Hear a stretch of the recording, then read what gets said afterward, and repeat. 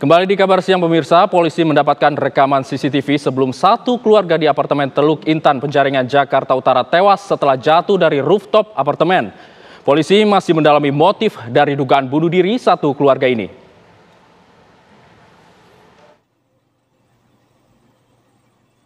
Dalam rekaman CCTV ini, terlihat satu keluarga pelaku dugaan bunuh diri tiba di apartemen Teluk Intan, Penjaringan. Dari pelacakan CCTV, mereka langsung naik ke lantai 21 dari lobi, lalu melanjutkan naik menggunakan anak tangga menuju rooftop atau lantai 22. Tak lama kemudian keempatnya ditemukan tewas jatuh ke depan lobi atau halaman parkir apartemen. Polisi menduga keempatnya loncat dari lantai paling atas apartemen sebagai bunuh diri. Di dalam lift ini sudah terekam pihak EA ini mencium-cium kening dari A, EL, JWA, dan JL.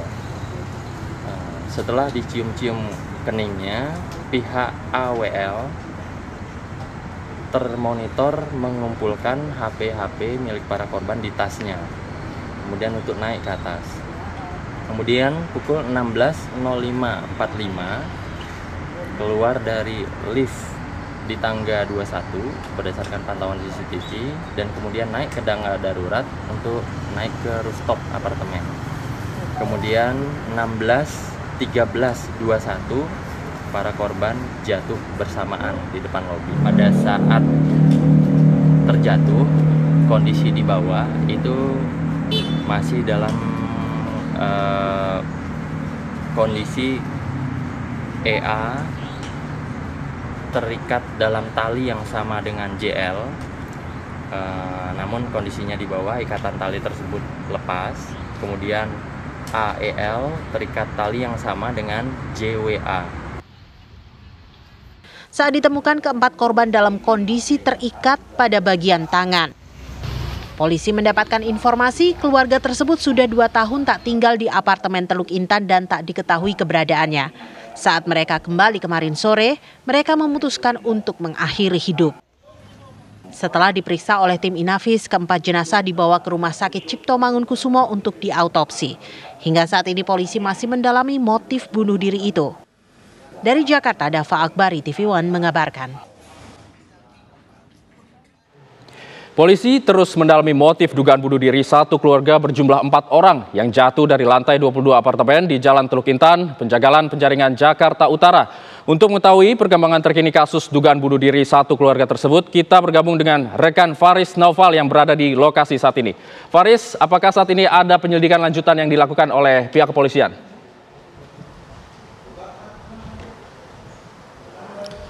Selamat siang Hijul dan juga pemirsa. Untuk sampai siang ini kami belum melihat adanya pihak kepolisian yang melakukan pemeriksaan atau penyelidikan di tempat kejadian perkara yang tepat berada di belakang saya. Namun menurut informasi semalam dari Polsek Penjaringan Utara ada yang melakukan pengumpulan data seperti itu, menanyakan kepada warga-warga sekitar atau penghuni-penghuni sekitar, terutama yang berjualan di dekat dengan TKP yang berada di sebelah kanan dan di dekat dari TKP ini. Ditanya apakah melihat kejadiannya dan pada saat itu apakah kepentingannya pada hari di mana keempat korban ini diduga bunuh diri dari rooftop apartemen Teluk Intan, Penjaringan, Jakarta Utara.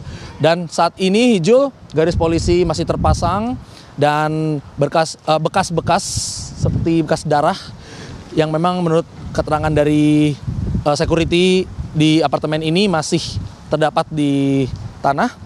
Itu masih ditutupi oleh terpal berwarna hitam dan diganjal dengan batu yang cukup besar karena memang angin di sini cukup kencang. Dan aroma yang tidak sedap juga masih dapat dirasakan di sini, dapat terhirup sedikit-sedikit, memang sudah tidak terlalu tajam. Dan Hijul, di sini para penghuni yang lewat atau warga sekitar pun turut menunjukkan rasa empati atau duka citanya dengan melakukan penaburan bunga, dan ada yang memberikan 1 buket bunga ke tempat kejadian perkara sebagai bentuk bela sungkawa terhadap para korban. Dan juga ada yang memberikan sesembahan. Di sini kalau saya lihat ada yang memberikan buah dan juga beberapa gelas air putih.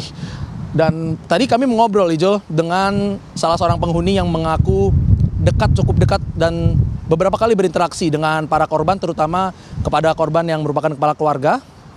Ini memang terakhir korban ini sempat bercerita masalah turunnya usaha yang sedang ia jalankan, sehingga memaksa ia harus meminjam ke sana ke sini dan terlilit beberapa hutang. Namun kembali lagi informasi ini masih dari salah seorang yang kami ajak berbincang tadi yang namanya tidak mau disebut. Kami tetap masih menunggu informasi resmi dari pihak kepolisian yang saat ini Polsek Penjaringan masih terus mendalami kasus ini.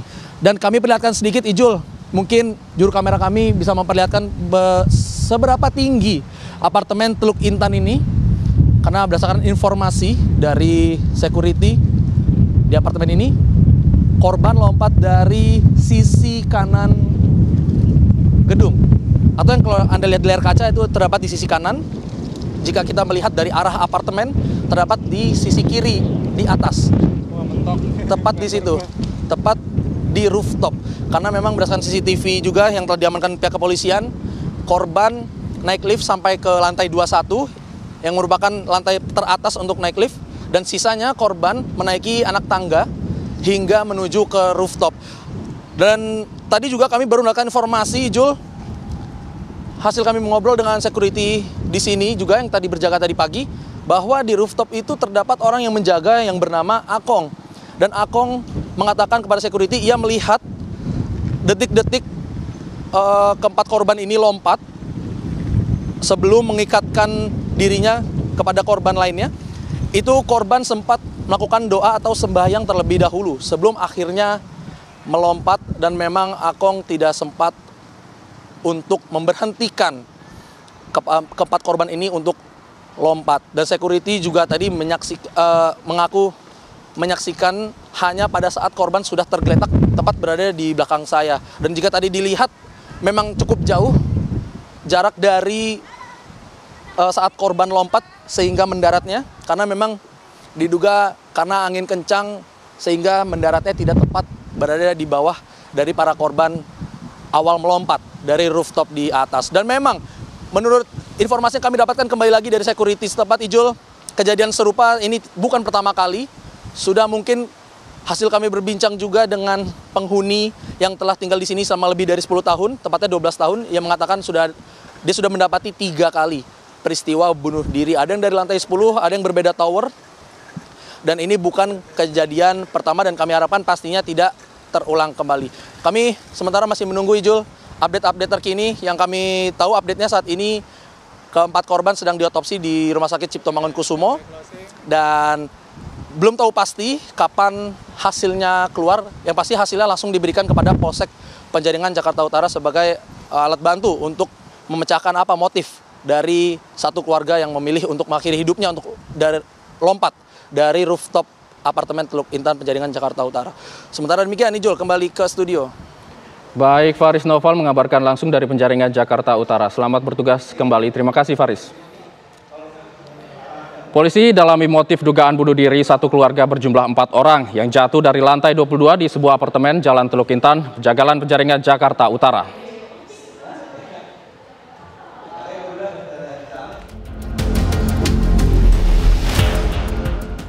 Sejumlah penghuni sebuah apartemen di kawasan Teluk Intan, Penjagalan Penjaringan Jakarta Utara pada Sabtu sore dikejutkan dengan penemuan 4 jenazah di halaman apartemen yang mereka huni.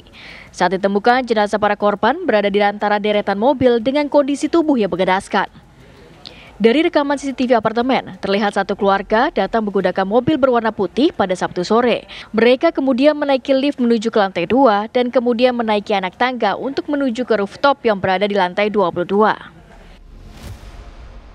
Jadi kalau kita lihat dari tipologinya, maka ada pembunuhan yang bersifat altruistik.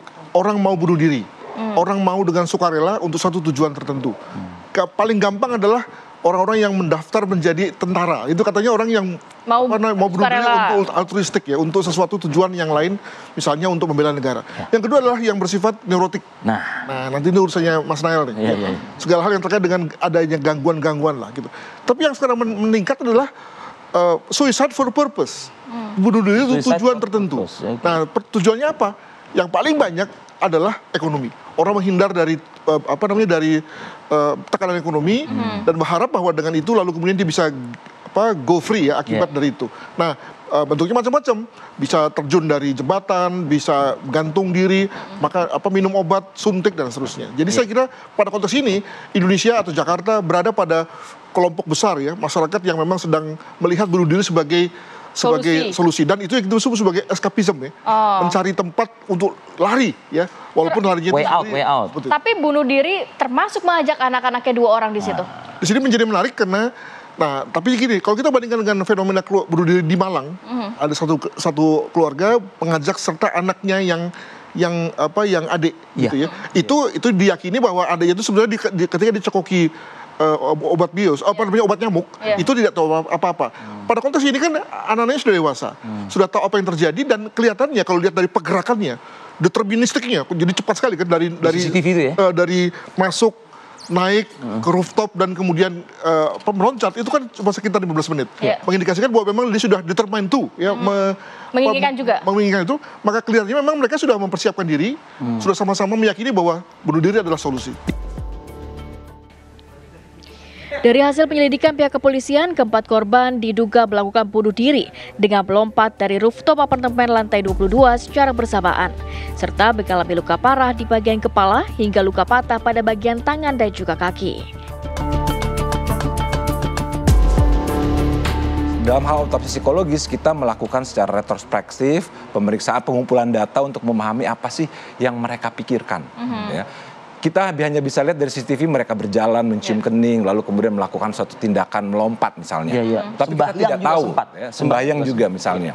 Tapi kita tidak tahu apa yang mereka pikirkan, apa yang mereka rasakan, bagaimana proses diskusi di antaranya gitu ya. Karena kita ketahui bahwa atau mungkin ada paksaan juga dari orang tua kepada anaknya. Gitu ya. Jadi kita perlu memahami bagaimana relasi yang tertangkap oleh orang-orang yang memiliki akses langsung kepada mereka. Siapa yang mengendalikan, siapa yang mengambil keputusan. Itu menjadi penting, itu yang pertama.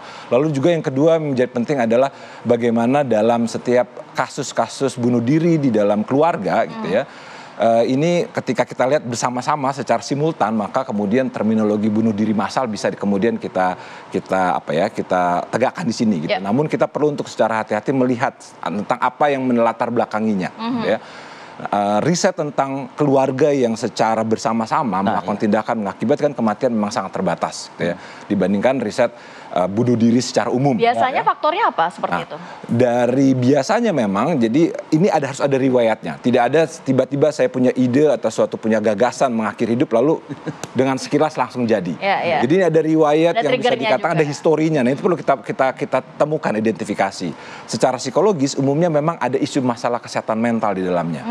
Masalah kesehatan mental yang umumnya adalah kita bicara yang seringkali ditemukan pada individu yang sudah melakukan atau pernah mencoba untuk tindakan bunuh diri adalah berkaitan dengan depresi. Ya. Nah itu yang pertama. Lalu yang kedua, yang perlu ada yang namanya suatu stresor atau trigger yang meningkatkan atau mengekskalasi ide tersebut. Gitu ya. Kalau gitu artinya kenapa harus sekarang, kenapa nggak kemarin-kemarin saja, atau kenapa tidak tunda dulu nanti. Gitu ya. Nah ini juga perlu kita identifikasi. Jadi stressor di situ ya. Ya, jadi ada semacam stresor atau apa yang men-trigger. Gitu ya. Memang dalam riset yang sangat terbatas mengenai kasus-kasus keluarga yang katakanlah mengakhiri hidup bersama-sama, ini umumnya yang ditemukan ada isu finansial di dalamnya, itulah kira-kira. Ya, itu yang pertama. Lalu ada isu masalah kesehatan mental. Bagaimana juga kemudian kita tahu dukungan sosial menjadi sangat penting. Nah ini juga kemudian ditemukan juga ada faktor-faktor kita sebut sebagai faktor resiko yang meningkatkan kerentanan individu atau keluarga, kemudian sampai akhirnya memilih untuk mengakhiri hidup. Korban diketahui bernama Edi Anwar 51 tahun, Eng Eveliana 53 tahun, serta 2 orang anak bernama Jennifer Lauren 16 tahun dan juga John William Anwar 13 tahun. Untuk kepentingan penyelidikan, jasad para korban dibawa ke kamar jenazah Rumah Sakit Cipto Mangunkusumo Jakarta Pusat demi keperluan visum atau otopsi. Tim TV One mengabarkan.